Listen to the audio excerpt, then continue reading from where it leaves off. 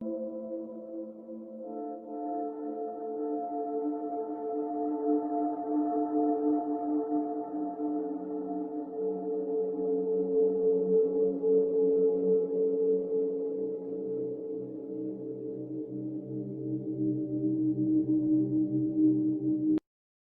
Hunt, also known as checked in, इस movie की IMDb rating 8.3 की है आउट ऑफ 10, जो कि काफ़ी उम्दा है। रोटन टोमेटोज पे ये मूवी 93% फ्रेश है। मूवी रिलीज हुई थी 2012 में। इस मूवी ने अपने नाम बहुत सारे अवार्ड्स किए थे। ये one of the best foreign language की मूवीज में से है।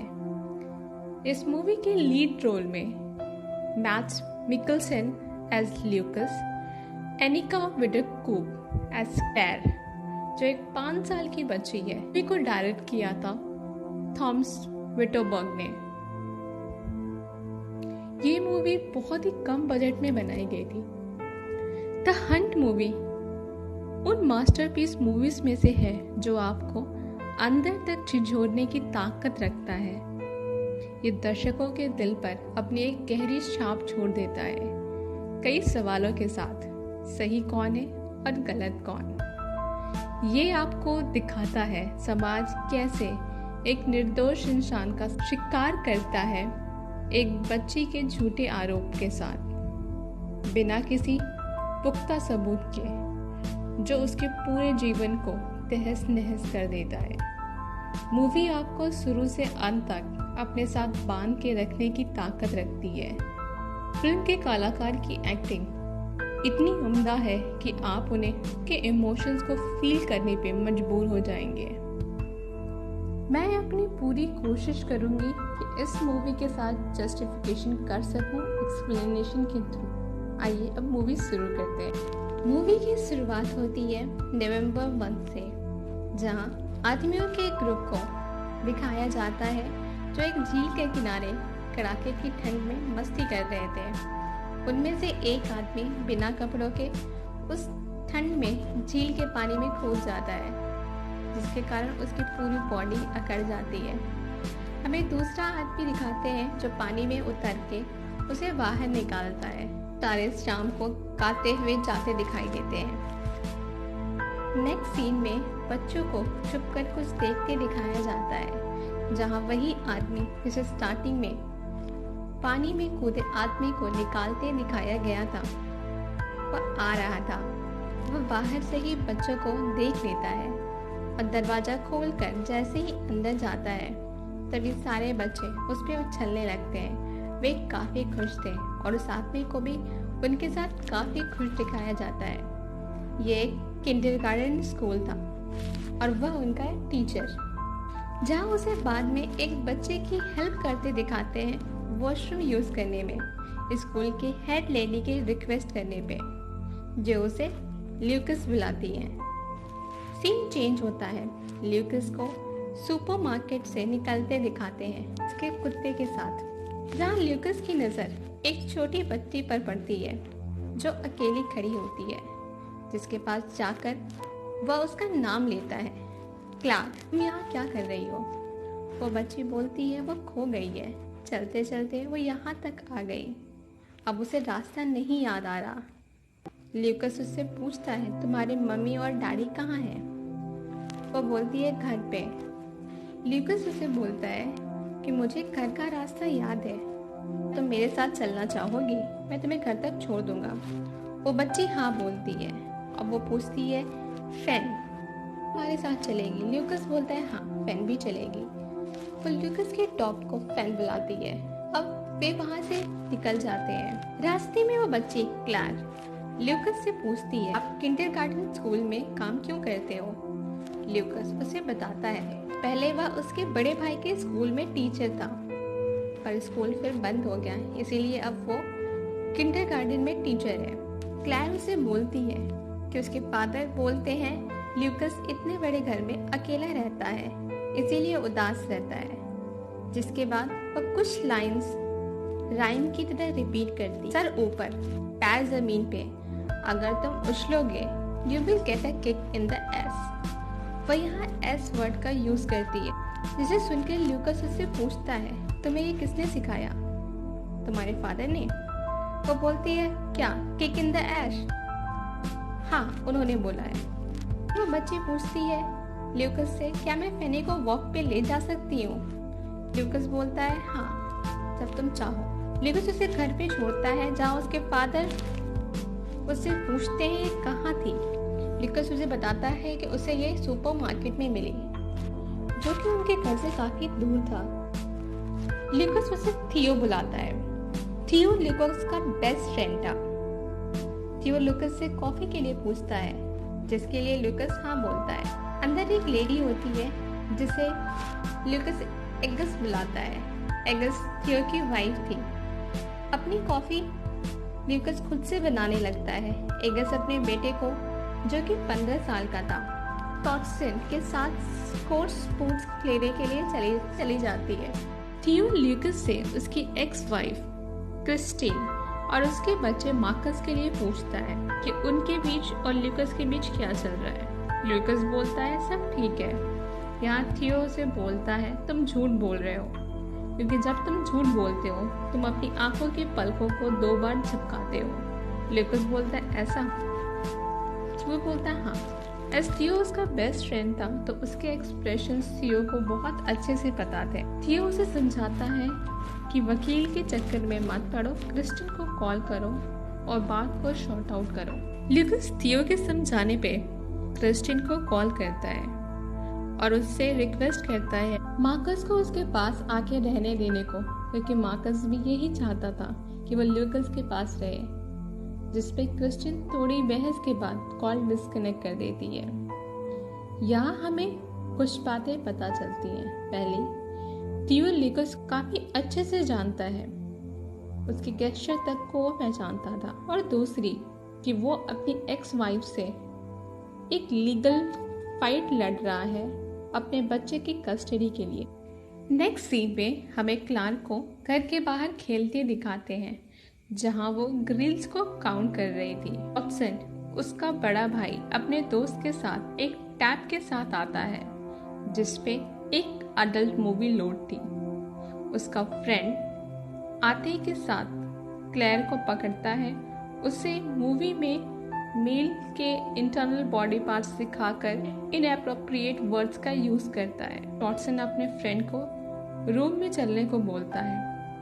उसका फ्रेंड जाते जाते भी वर्ड्स को चिल्लाते हुए जाता है, जहाँ हमें क्लार्क को के जाने के बाद चुपचाप बैठा दिखाया जाता है।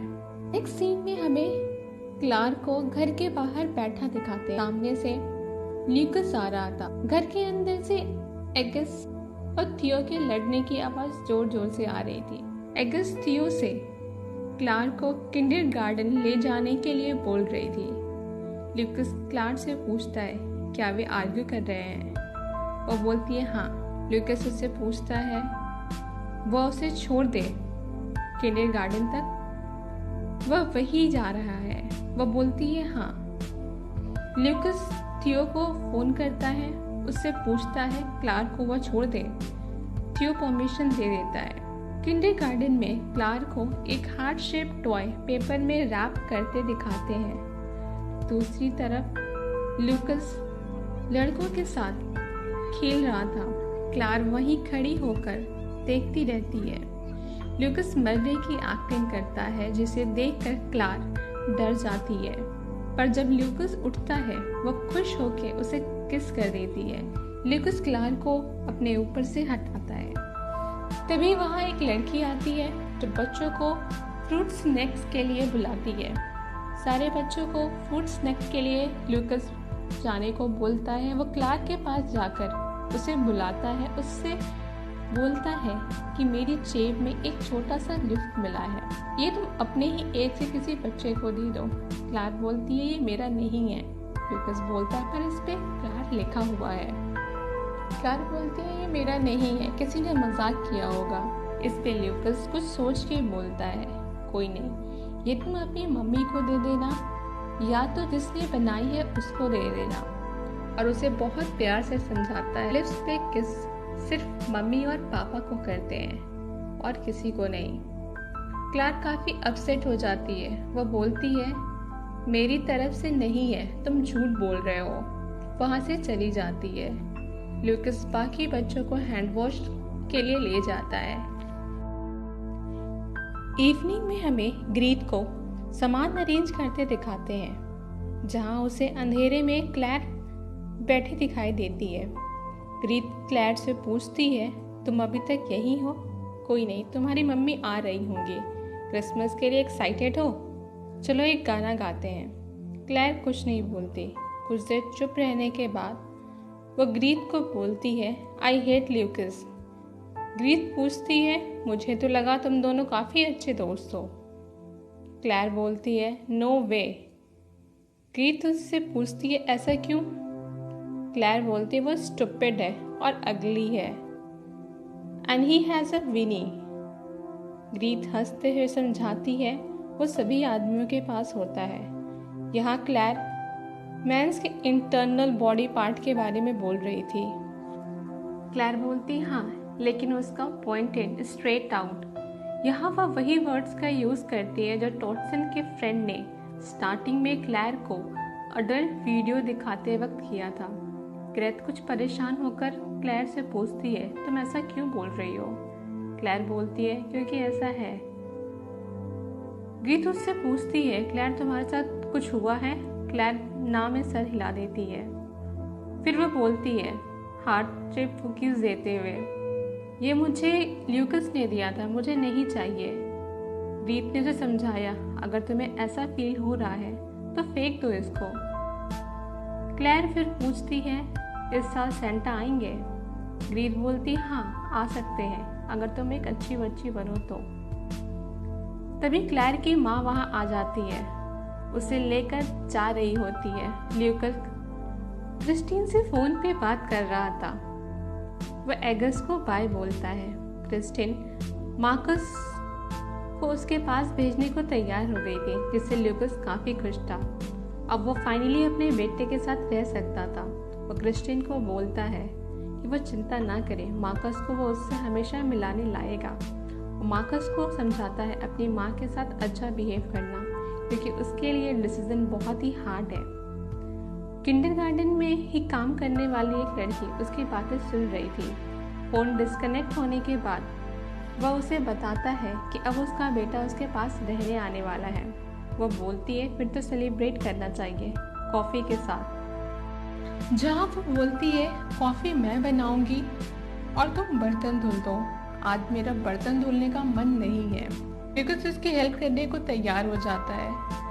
ग्रीत कुछ देर परेशान बाहर रुककर उनकी बातें सुनती है। फिर ल्यूकस से प्लेग्राउंड को ठीक करने के लिए रिक्वेस्ट करती है। उसे भी ल्यूकस एक्सेप्ट करके कर देता है। जाते समय वह लड़की बोलती है, जब वे दोनों एक दूसरे को देखते हैं उसे बहुत पसंद है। ल्यूकस बोलता है, उसे भी। सीन चेंज होता है। हमें ल्यूकस अपने फ्रेंड्स के साथ शिकार पर दिखाया जाता है, जहाँ वह हिरन मारता है। हिरन को लेके वे घर आते हैं, पार्टी करते हैं। ल्यूकस के पास एक अननोन नंबर से कॉल आता है। दूसरी साइड नेत्जा थी, वही लड़की जो किंडरगार्टन में ल्यूकस के साथ वर्क करती थी। वह उससे बात करता है। पार्टी खत्म होने के बाद थियो को उसके घर तक छोड़ता है, क्योंकि वह काफी नशे में था। घर वापस आता है तो वहां नाचा रहती है, जिसे वह अंदर लेकर जाता है। वे कुछ प्राइवेट मोमेंट साथ में स्पेंड करते हैं। नाउ ल्यूकस के पास एक गर्लफ्रेंड थी और अब उसका बेटा भी के पास रहने आने वाला था। वो काफी खुश था। सीन चेंज होता है। नेक्स्ट सीन में ल्यूकस नाजा के साथ किंडरगार्टन जाता है।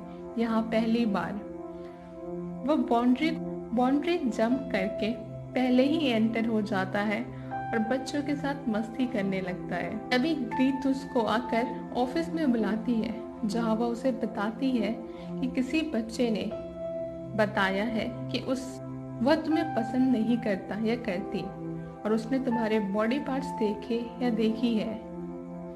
ल्यूकस घबरा जाता है। वो बोलता है, ऐसा कैसे पॉसिबल है? ग्रीत बोलती है, उसे नहीं पता। उस दिन के लिए तुम छुट्टी ले लो। हम चीज़ों को शॉर्ट आउट करने की कोशिश करते हैं। ल्यूकस काफ़ी परेशान रहता है। तभी किंडरगार्टन में एक आदमी आता है जिसे ग्रीत ऑफिस में लेके जाती है। वो एक चाइल्ड मनोवैज्ञानिक था जिसकी हेल्प से ग्रीत सच जानना चाहती थी। वह क्लैर से पूछता है कि क्या तुम मुझे बता सकती हो जो तुमने ग्रेथ को बताया था। क्लैर चुप रहती है। ग्रेथ उसे बोलती है बताने को, जो उसने हार्ट शेप कुकीज के बारे में उसे बताया था। क्लैर बोलती है उसने कुछ नहीं बताया था। चाइल्ड साइकोलॉजिस्ट उससे बोलता है तो क्या ग्रेथ ये सब खुद से बना के बोल रही है या तुमने बनाकर उसे बताया था। क्लैर बोलती है नहीं। वो बोलता है फिर कोशिश करो मुझे बताने की। क्लैर चुप रहती है।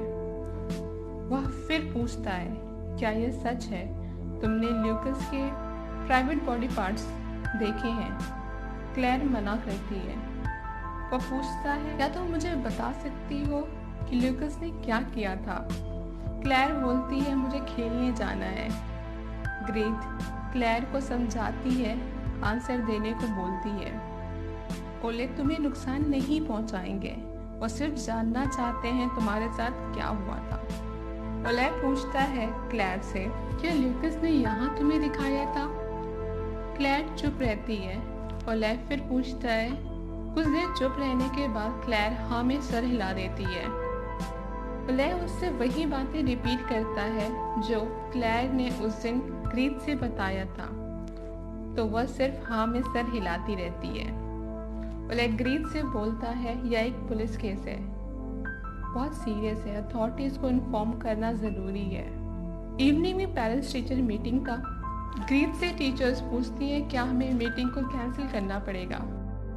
इवनिंग में एगस टॉस्टन के साथ आती है, जहां ग्रीत टॉस्टन को बाहर भेज के एगस से बात करती है। वो एगस को क्लैर के बारे में बताती है। वो मेंशन करती हैं कि क्लैर ने उनसे कुछ सेक्सुअल डिटेल शेयर किया है अडल्ट के बारे में, और उसे नहीं लगता एक बच्ची झूठ बोलेगी। वह उसे ल्यूकस का नाम भी बताती हैं, जो सुनकर एगस बहुत परेशान हो जाती है। मीटिंग के दौरान ग्रीत सारे पेरेंट्स को बोलती है एक बच्चे ने एक अडल्ट के अगेंस्ट सेक्सुअल अब्यूज का क्लेम किया है और उसे लगता है और भी बच्चे हो सकते हैं। सो ग्रीत रिक्वेस्ट करती है सबसे कि कुछ सिम्टम्स दिखने पर उन्हें इन्फॉर्म किया जाए, जैसे बिस्तर का गीला होना, सर दर्द, नाइटमेयर्स। एग्नेस वहां से रोते हुए चली जाती है, जिसपे जोहेन बोलता है ये बहुत ही सीरियस एलिगेशन है। एग्नेस बोलती है हम इसके ऊपर पेपर वर्क कर रहे हैं। रात को ल्यूकस को मार्कस का कॉल आता है। मार्कस रो रहा था। वह उसे बताता है कि सभी बोल रहे हैं ल्यूकस ने कुछ गलत काम किया है किंडरगार्टन में, और अब मुझे आपसे बात करने की भी परमिशन नहीं है। ल्यूकस उसे समझाता है कि मैंने कुछ नहीं किया है, तुम हमेशा की तरह स्कूल जाओ। ल्यूकस के पूछने पे मार्कस बताता है कि ग्रीत का कॉल आया था किंडरगार्टन से, उन्होंने इन्फॉर्म किया है। कॉल डिस्कनेक्ट होने के बाद ल्यूकस नेट्जा को जगाकर उसे सारी बात बताता है। नेक्स्ट मॉर्निंग ल्यूकस ग्रीत से मिलने किंडरगार्टन जाता है, जहां उसे चाइल्ड साइकोलॉजिस्ट भी दिखता है। ऑफिस में जोहेन अपनी वाइफ के साथ था। ल्यूकस जोहेन से पूछता है तुम यहाँ क्या कर रहे हो। जोहेन उसे जाने को बोलता है। ल्यूकस बोलता है उसे ग्रीत से कुछ देर बात करनी है। ग्रीत बैक डोर से प्लेग्राउंड में चली जाती है। उसके पीछे ल्यूकस भी जाता है। ल्यूकस ग्रीत से बात करने की कोशिश करता है। ग्रीत उसे जाने के लिए बोलती है। ल्यूकस बोलता है मेरी फैमिली को इस मैटर से दूर रखो। ग्रीत रिप्लाई करती है तुम मेरे बच्चों से दूर रहो, तुम मानसिक रूप से बीमार हो। क्लैर एक मासूम बच्ची है। क्लैर का नाम सुन के ल्यूकस शॉक्ड हो जाता है। वो ग्रीत को बोलता है, ये सब यही रोक दो। तुम्हें पता है वो मेरे बेस्ट फ्रेंड की बेटी है, मैं उसके साथ ऐसा नहीं करूँगा। जोहेन उसे वहाँ से लेके जाता है। ल्यूकस काफी परेशान रहता है क्लेयर का नाम सुनकर। फिर वो जोहेन से पूछता है, तुम यहाँ क्या कर रहे हो? तो मनोवैज्ञानिक यहाँ क्या कर रहा है? जोहेन बोलता है, मेरे पास तुम्हें बताने के लिए कुछ नहीं है। जो जाने को बोलता है। सारे बच्चे उन दोनों को देख रहे थे। ल्यूकस बच्चों को देखता है और फिर वहाँ से चला जाता है। ल्यूकस वहाँ से निकलने के बाद थियो के घर जाता है, जहाँ वो थियो से बात करने की कोशिश करता है। थियो पूछता है वे क्या बोल रहे हैं। अथॉरिटीज के बारे में पूछता है। ल्यूकस उसे बताता है वे उसे कुछ नहीं बता रहे हैं। थियो को क्लेयर से पूछने को बोलता है और उसके साथ चलकर ग्रीत से बात करने को बोलता है, इससे पहले कि मैटर उनके हाथ से निकल जाए। थियो को सोच के बोलता है, तुम ये चाहते हो कि मैं क्लेयर से बात करूं? ल्यूकस बोलता है, हाँ क्यों नहीं। थियो उसे बताता है वो अपनी बच्ची को बहुत अच्छे से जानता है, उसने कभी झूठ नहीं बोला और वह क्यों झूठ बोलेगी। ल्यूकस बोलता है उसे नहीं पता, पर इस बार वह झूठ बोल रही है। थियो रोने लगता है। ल्यूकस उसे बोलता है उसने उसकी बेटी को कुछ नहीं किया है। उसे पूछता है क्या तुम्हें मुझ पे भरोसा है? थियो बोलता है उसे नहीं पता। थियो के लिए बहुत कठिन समय था। एक तरफ उसकी मासूम बच्ची और दूसरी तरफ सबसे अच्छा दोस्त था। तभी एगस आ जाती है, वह ल्यूकस को घर से निकाल देती है।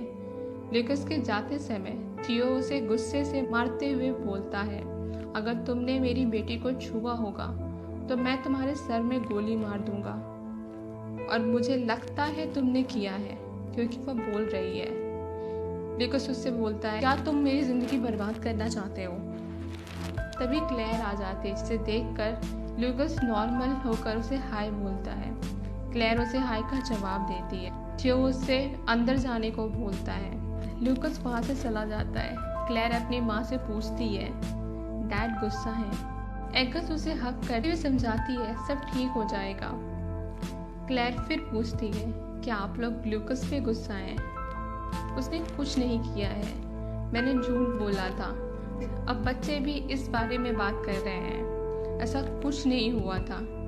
एगस कुछ सोचकर उसे समझाती है, इसे समझना कठिन है, यह एक दुखद घटना है, इस कारण तुम्हारा दिमाग इसे याद नहीं रख पा रहा है।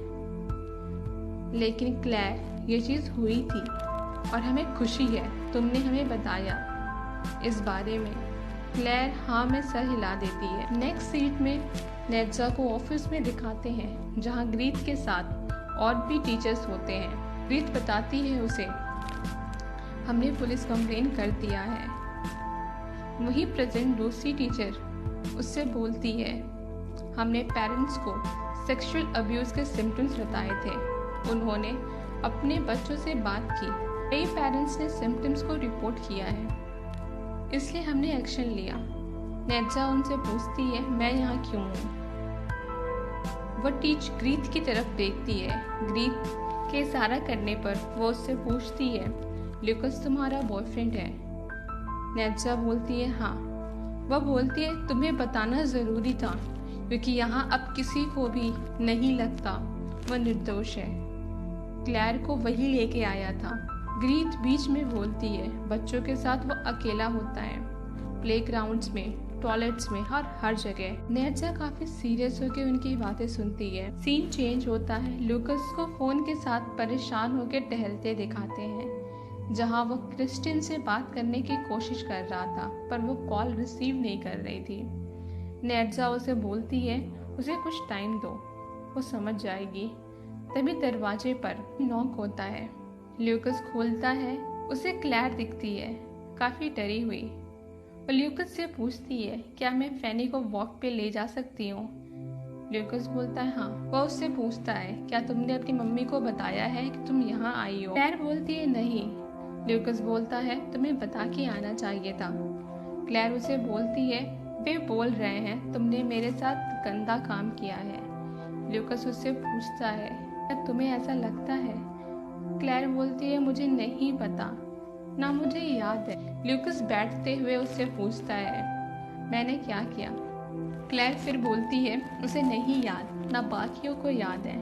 ल्यूकस उससे पूछता है, बाकी कौन? क्लेयर जवाब नहीं देती है, रोने लगती है।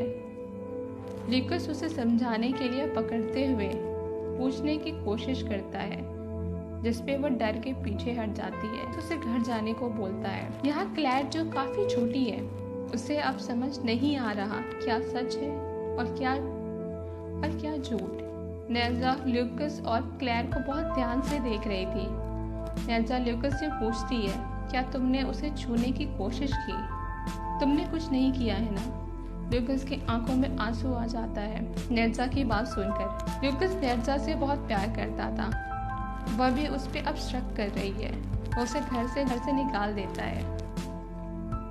नेक्स्ट सीन में क्लेयर और टॉडसन को क्रिसमस डेकोरेशन करते दिखाते हैं, जहाँ टॉडसन क्लेयर को बहुत ध्यान से देखता है और रोने लगता है। क्लेयर कुछ देर टॉडसन को देखती है, फिर बाहर स्नोफॉल देखने के लिए भाग जाती है। हमें दिसंबर का मंथ दिखाते हैं। ल्यूकस को सोता दिखाते हैं। ल्यूकस मार्कस को बोलता है अपनी माँ को फोन करके बताने को। सीन चेंज होता है। यहाँ मार्कस को सुपरमार्केट में सामान लेते दिखाते हैं, जहाँ पेमेंट के बाद जब वह सामान रख रहा था, वही काम करने वाला एक इंसान उसके पास आकर पूछता है कि मार्कस, तुम्हारे फादर यहाँ हैं? मार्कस बोलता है नहीं। वह बोलता है, उन्हें बोल देना कोई भी यहाँ ना आए सामान लेने के। मार्कस का चेहरा उतर जाता है और पूछता है, क्यों? तुम्हें सब पता है, हमारे और भी कस्टमर्स हैं, यहाँ मत आना।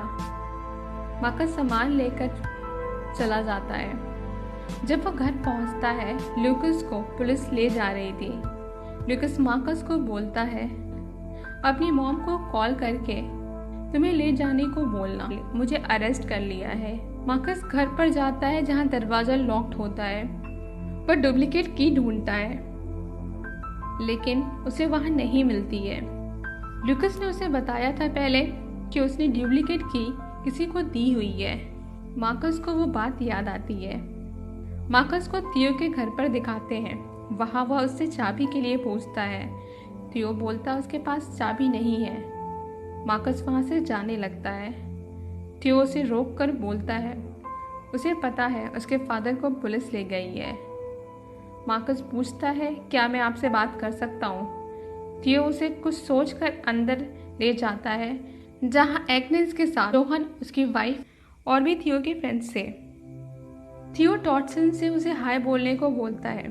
टॉडसन कुछ सोच के मार्कस को हाय बोलता है, फिर वहाँ से चला जाता है। थियो मार्कस से बोलता है, अगर तुम चाहते हो मैं तुम्हें घर तक छोड़ दूंगा या तुम्हारी मॉम को कॉल कर दूं। एगस भी वहाँ आ जाती है। वह एगस और थियो दोनों से पूछता है, क्या आप मेरे फादर की हेल्प करेंगे? तभी क्लेयर भी आ जाती है। एगस पूछती है, कैसे? मार्कस बोलता है, आप फिर से सोचेंगे इस मैटर पे। एगस उसे प्यार से समझाती है, मार्कस तुम बहुत अच्छे बच्चे हो, मैं समझ सकती हूँ तुम्हें कैसा लग रहा होगा। तुम्हें ल्यूकस के मिस्टेक्स की पेमेंट नहीं करनी। मार्कस बोलता है, उन्होंने कुछ नहीं किया जैसा आप कह रहे हैं। थियो क्लेयर को जाने को बोलता है। मार्कस क्लेयर से बात करने के लिए रिक्वेस्ट करता है। वह उससे पूछता है कि तुम झूठ क्यों बोल रही हो मेरे फादर के लिए। क्लेयर बोलती है, वह झूठ नहीं बोल रही। एगस उसे लेके जाने लगती है। तभी मार्कस उसे पकड़ने की कोशिश करते हुए चिल्ला कर पूछने लगता है, तुम झूठ क्यों बोल रही हो? वहीं प्रेजेंट जोहेन और कुछ और लोग मार्कस को घर के बाहर ले जाते हैं, जहां मार्कस गुस्से में जोहेन को थप्पड़ मार देता है। जोहेन और वहां प्रेजेंट लोग उसे बुरी तरीके से मारने लगते हैं। थियो सबको हटाता है और मार्कस को जाने के लिए बोलता है। मार्कस उन पे चिल्लाता हुआ चला जाता है। हमें नेक्स्ट सीन में बेन का घर दिखाते हैं, जहां मार्कस आता है। उसकी चोट देखकर बेन परेशान होकर उससे पूछता है, किसी ने तुम्हें मारा है? मार्कस बोलता है, नहीं, बेंट उसे अपने सिस्टर से मिलवाता है, जिसे जब मार्कस बहुत छोटा था तब मिला था। अपने फादर से मिलवाता है, जो ल्यूकस की हेल्प करने की कोशिश कर रहे हैं। उसे बेसमेंट में ले जाता है, जहां बेंट के ब्रदर इन लॉज थे, एलियास, एरिक। मार्कस को बैठने को बोलता है। एलियास उसे पानी देता है। बेंट मार्कस को बताता है कि उसने उसकी माँ से बात किया है, उन्हें कॉल कर लेगा। पर मार्कस का पूरा ध्यान अपने फादर पे रहता है। वह उदास होकर बेंट से पूछता है, आपको पता है डैड के साथ क्या हुआ? बेंट बहुत सीरियस होकर कुछ जॉब करता रहता है, जिस पर एरिक पूछता है, ओल्ड मैन क्या कहते हैं, क्या होगा? बेंट बोलता है, उनका कहना है कल ल्यूकस के प्राइमरी हियरिंग होगी सुबह 8:30 पे, जिसमें 2 चीज़ें होने की पॉसिबिलिटीज़ हैं। पहला, ल्यूकस को कस्टडी में और समय रखेंगे, या तो वे कोई बेस ना होने पर उसे छोड़ देंगे। बेंट के चेहरे पे बहुत ही गंभीरता थी। मार्कस पूछता है, इससे आपको क्या लगता है क्या होगा? बेंट सीरियस होकर चॉप करते हुए बोलता है, उसे नहीं पता, पर सारे बच्चे एक ही बात बोल रहे हैं। वे तुम्हारे बेसमेंट को डिस्क्राइब कर रहे हैं, वहाँ के वॉलपेपर्स, सोफे का रंग। लेकिन जब आज सुबह पुलिस ने तुम्हारे घर में सर्च किया था तो मार्कस, तुम बताओ उन्हें क्या मिला होगा? एरिक और एलियास काफ़ी ध्यान से मार्कस को देखते हैं। मार्कस बोलता है, हमारे घर में कोई बेसमेंट नहीं है। बेंट बोलता है, एग्जैक्टली। एरिक रिलैक्स्ड, खुश हो जाता है। एलियास बोलता है, बेसमेंट नहीं है मतलब? बेंट उसे देखता है, क्वेश्चन को ठीक करता है। वो बोलता है, मतलब इसका ल्यूकस के लिए क्या मतलब है? बेंट बोलता है, इसका मतलब अभी भी कुछ होप बाकी है। बच्चे कभी कभी कुछ चीज़ें बनाकर बोलते हैं जो एग्जिस्ट नहीं करती। मुझे नहीं पता ये उनका इमेजिनेशन है या वे वही बात रिपीट कर रहे हैं जो उनके साथ के बच्चे बोल रहे हैं या उनके पेरेंट्स बोल रहे हैं। सुबह कॉल आएगा वहाँ से। रात को मार्कस दीवार पे लगी तस्वीरों को लाइटर की मदद से देखता है। सीन चेंज होता है। मार्कस के बेड पे बेंट को बैठा दिखाया जाता है, जो मार्कस के लिए ब्रेकफास्ट लाया था। मार्कस के उठने पे वह उससे बोलता है कि मैं तुमसे कुछ बात करना चाहता हूँ। मैं तुम्हारा गॉडफादर हूँ। तुम्हारे साथ कुछ भी होता है, कोई भी बात मुझे बता सकते हो। मैंने तुम्हारे फादर से बात किया है, सब ठीक लग रहा है। वे रास्ते में हैं, पुलिस ने उनको छोड़ दिया है। मार्कस बहुत खुश हो जाता है। बेंट बोलता है, जल्दी से नाश्ता कर लो, हमें तैयार होके नीचे जाना है तुम्हारे फादर को वेलकम करने के लिए। सीन चेंज होता है। हमें ल्यूकस सुपरमार्केट में दिखाते हैं सामान लेते हुए। वह काउंटर पे जाके काउंटर पे खड़े इंसान से बोलता है कि उसे कटलेट चाहिए। वो इंसान बोलता है उनके पास नहीं है। ल्यूकस को लगता है उन्हें समझ नहीं आया। वो इशारे से उन्हें बताता है कि पॉक कटलेट जो आप काट रहे हो वो आप मुझे दे दो। वो बोलते हैं कि नहीं है, तुम जाओ। ल्यूकस कुछ सोच के बोलता है कि मुझे भी अधिकार है शॉपिंग करने का। ल्यूकस की बात सुनकर वो आदमी गुस्सा हो जाता है। काउंटर से बाहर निकल के वो ल्यूकस को मारता है। फिर वह उसे जाने को बोलता है और कहता है, यहाँ वापस कभी मत आना। दूसरा आदमी वहाँ पे आता है और ल्यूकस से बोलता है कि अब तुम बाहर जाओ। ल्यूकस को समझ नहीं आता कि उसने उसे क्यों मारा। वह उससे पूछता है कि ये कहाँ तक सही है किसी के ऊपर हाथ उठाना। तुमने मुझे क्यों मारा? शॉप में प्रेजेंट और भी स्टाफ उसे बाहर निकालने लगते हैं। सुपरमार्केट में प्रेजेंट कस्टमर्स ल्यूकस को देख रहे होते हैं। ल्यूकस को काफ़ी इंसल्टेड फील होता है। वो वापस टर्न होके काउंटर पर जाने की जिद करता है, अपना सामान मांगता है, जिस पे स्टाफ उसे मारने लगते हैं और मार के उसे बाहर फेंक देते हैं। ल्यूकस संभल के खड़ा होता है। तभी अंदर काम करने वाले स्टाफ में से एक लड़का उसका सामान उसके सर पे मारने लगता है, जिससे उसके सर पे गहरी चोट आती है और वो खून से पूरा लथपथ हो जाता है। वे जाते जाते उस पर चिल्लाते हैं कि दोबारा यहाँ कभी मत आना। ल्यूकस खड़ा होता है और वापस सुपरमार्केट के अंदर जाता है, जहाँ पे उनके पूछने पे कि तुम वापस क्यों आए अंदर, वो बोलता है मुझे तुमसे कुछ बात करनी थी, और उसके सर पे जोर से अपने सर से मारता है और बोलता है कि मारने पे दर्द होता है, और अपना सामान मांगता है। सुपरमार्केट के स्टाफ उसकी हालत देख के डर जाते हैं, सामान पकड़ाते हैं। वो बिल काउंटर पे जाता है, बिल का पेमेंट करता है और वापस वहाँ से लंगड़ाता हुआ बाहर निकल जाता है। बाहर कार में हमें थियो, एगस और क्लैर दिखती है। एगस बोलती है वो ल्यूकस है क्या? थियो बोलता है इसकी हालत क्या हो गई है, रुको मुझे इससे बात करने दो। एगस उसे मना करती है, बोलती है जब तक वो चला ना जाए हम लोग गाड़ी के अंदर रहते हैं। क्लैर पूछती है फैनी कहाँ है? एगस बोलती है मुझे नहीं पता। वहाँ से ल्यूकस घर चला जाता है। हमें क्रिसमस ईव दिखाई जाती है, जहाँ ल्यूकस अकेला अपने घर में मायूस बैठा होता है। उसकी आंखें एक टक दीवार को देख रही होती हैं। कुछ देर के बाद ल्यूकस हिम्मत करके उठता है, अपने घाव को साफ करता है और कपड़े पहन के बाहर निकलता है। नेक्स्ट सीन में हमें वो चर्च में दिखता है, जहाँ पे वो अकेला बैठता है। कुछ देर के बाद वो पलट के थियो की तरफ देखता है। थियो उसे बहुत ध्यान से देखता है। एगस पूछती है क्या हुआ? थियो बोलता है मुझे उसकी आंखों में दिख रहा है। एगस पूछती है क्या?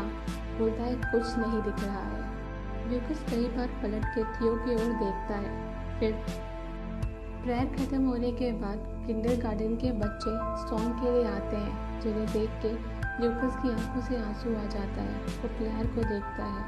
क्लैर उसे रोते हुए देखती है। कुछ देर के बाद एगस थियो के कान में कुछ बोल रही थी।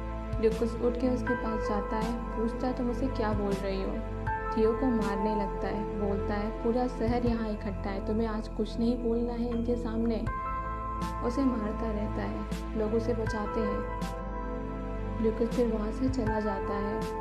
ल्यूकस एक्सपेक्ट कर रहा था कि उसका बेस्ट फ्रेंड एटलीस्ट अब उसके साथ खड़ा होगा, लेकिन उसके निर्दोष साबित होने के बाद भी लोग उसे ह्यूमिलिएट कर रहे थे और उसका बेस्ट फ्रेंड उसके साथ खड़ा तक नहीं हो रहा था। सीन चेंज होता है। हमें थियो का घर दिखाते हैं, जहाँ पे क्लैर के सोने के बाद उसको एगस ले जाके लेटा देती है। क्लैर को नींद में लगता है कि उसके सामने फैनी है। फिर कुछ देर के बाद उसे अंधेरे में एक परछाई दिखती है, जिसे वो हाय ल्यूकस बोलती है और बोलती है उसे नहीं पता था ये सब हो जाएगा। वह थियो था। थियो उसके पास जाके बोलता है कि बेटा ल्यूकस नहीं आपके फादर हैं। क्लैर बोलती है कि क्लैर पूछती है डैड आप अपसेट हैं? डैड उसके बोलते हैं ये दुनिया एविल से भरी हुई है, लेकिन अगर हम एक दूसरे का हाथ पकड़े रहेंगे तो हम उनसे लड़ सकते हैं। क्लैर बोलती है मैंने कुछ स्टूपिड सी चीज़ें बोली जिसके कारण ये चीज़ें हुई, ल्यूकस ने कुछ नहीं किया था। थियो बोलते हैं ल्यूकस आपके डैड का बेस्ट फ्रेंड है, वो जानते हैं। फिर वो क्लैर को सुलाकर वहाँ से किचन में जाता है। बियर की बोतल और कुछ खाने के लिए वहाँ से उठा रहा होता है। तभी एगस आ जाती है, पूछती है तुम क्या कर रहे हो? वो एगस को बोलता है तुम दूसरों के साथ जाके पार्टी ज्वाइन करो। एगस उसे मना करती है। थियो गुस्से में उसे बोलता है एक साइड हटने को। वो ल्यूकस के घर जाता है और वहाँ जाकर वो ल्यूकस को उठाता है, जिससे ल्यूकस डर जाता है। फिर वो बोलता है मैं हूँ और कोई नहीं। उसे खाने को देता है, बोलता है मुझे लगा तुम्हें भूख लगी होगी। कुछ देर बैठ के सोचने के बाद ल्यूकस खाना खाने लगता है। वो बोलता है खाना टेस्टी है और अगर तुम जाना चाहते हो तो जा सकते हो। थियो बोलता है कि नहीं मेरा कुछ देर बैठने का मन है, अगर तुम कंफर्टेबल हो तो। अब हमें 1 साल बाद का सीन दिखाते हैं, जहाँ कार से ल्यूकस, नेड्जा और मार्कस को उतरते दिखाते हैं। सभी लोग उनसे काफ़ी खुश होकर मिलते हैं, जैसे कभी कुछ हुआ ही नहीं था। बेन के घर पे मार्कस को गन लाइसेंस मिला था जिसके कारण पार्टी थी। बेन उसे एक गन ऑफर करता है जो मार्कस के ग्रैंडफादर की थी। उसके बाद ल्यूकस के पास आई, अब वो उसे देता है। उसके बाद सारे खाना खाने जाते हैं जहाँ ल्यूकस को क्लैर दिखती है जो ज़मीन पे बने क्रॉसेस को क्रॉस नहीं कर पा रही थी। ल्यूकस बोलता है, ये तो प्रॉब्लम हो गई, तुम कैसे क्रॉस करोगे? क्लैर बोलती है, मैं भी यही सोच रही थी। फिर कुछ देर के बाद ल्यूकस उसे बहुत ध्यान से देखकर कुछ सोचता है और फिर जाकर उसे गोद में उठा के उस क्रॉस को पार करा के बोलता है, तुम्हारे डैड अंदर होंगे, जाओ। हम एक नेक्स्ट सीन में सारे हंटिंग के लिए दिखाए जाते हैं जहाँ ल्यूकस मार्कस को एक साइड भेजता है कि तुम उधर जाके हंटिंग करो। ल्यूकस खड़ा होके जंगल को देख रहा होता है, तभी कोई उसके ऊपर बंदूक चला देता है जिसकी गोली से वो बच जाता है, लेकिन सनसेट की लाइट पड़ने के कारण उसे उसका चेहरा नहीं दिखता और वो इंसान ओझल हो जाता है। मूवी यहीं एंड हो जाती है।